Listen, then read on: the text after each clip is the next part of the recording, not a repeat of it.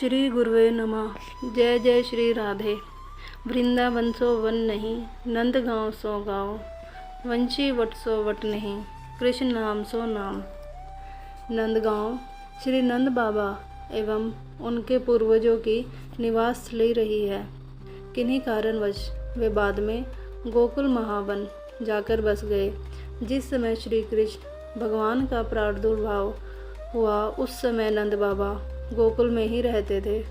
श्री नंद बाबा गोकुल में कंस द्वारा भेजे गए असुरों से भयभीत होकर अपने लाला श्री कृष्ण बलराम एवं अन्य गोप समूह समस्त गोधन को साथ लेकर श्री यमुना जी के रमणीय तटवर्ती स्थल वृंदावन होते हुए नंदगांव आकर रहने लगे।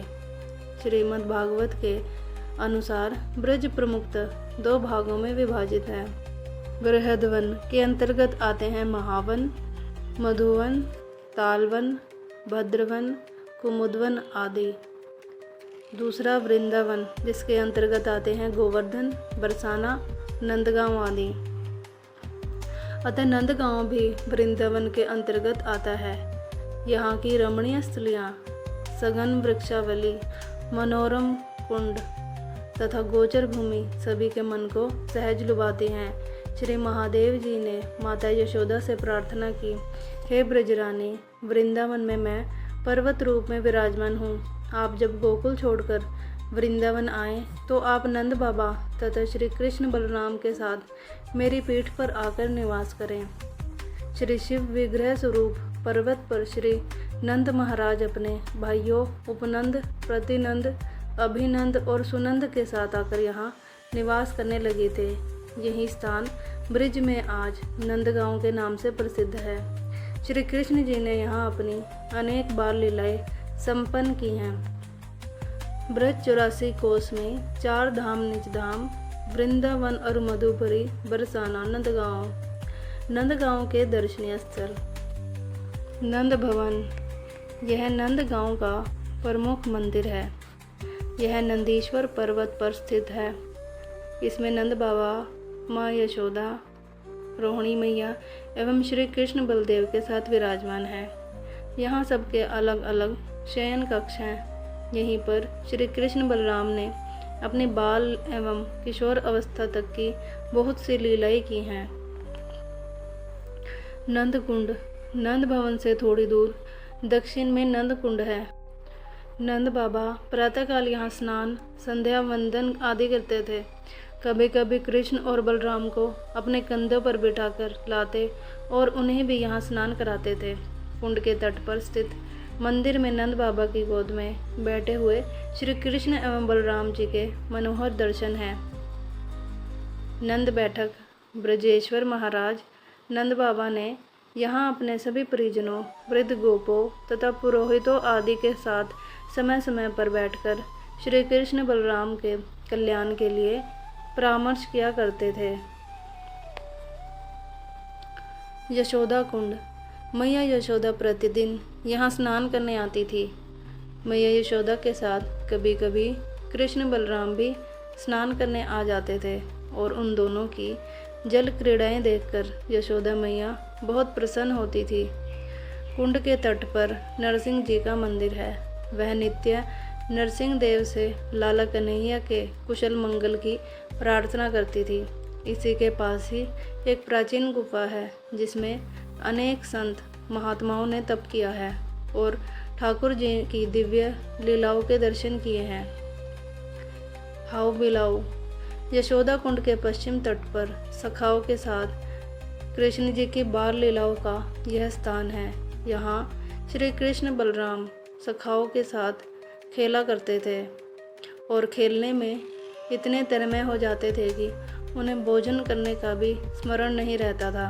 मैया यशोदा कृष्ण बलराम को बुलाने के लिए रोहिणी मैया को भेजती थी, किंतु जब वे नहीं आते थे तो स्वयं जाती और नाना प्रकार से डराते हुए कहती, लाला जल्दी आ जाओ, हाउ आ जाएगो।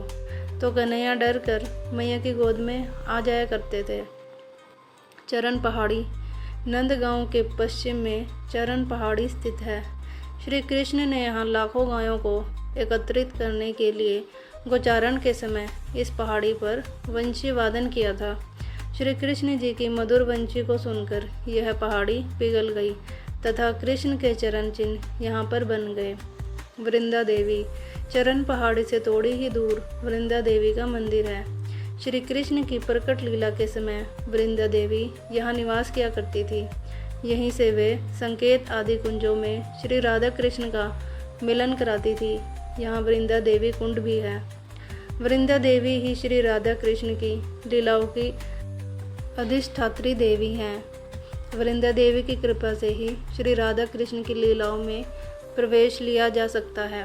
पावन सरोवर यह सरोवर नंदगांव से कामावन जाने वाले रास्ते पर स्थित है।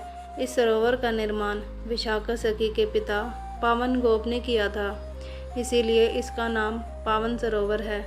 सखाओं के साथ गोचारण से लौटते समय कृष्ण जी अपनी गायों को इस सरोवर में पानी पिलाते थे।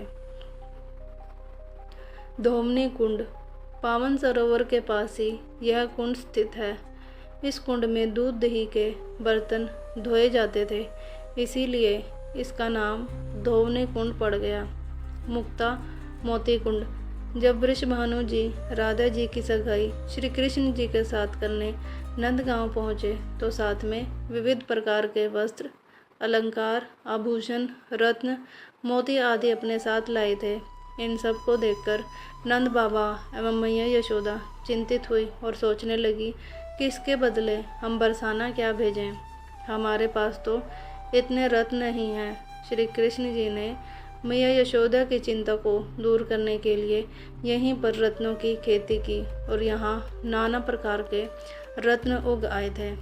ललिता कुंड यह वह स्थान है जहाँ ललिता सखी जी श्री राधा रानी को किसी न किसी बहाने से बुलाकर श्री श्याम सुंदर से मिलाया करती थी। टेर कदम्ब नंदगांव एवं जाटो ग्राम के बीच यह स्थित है।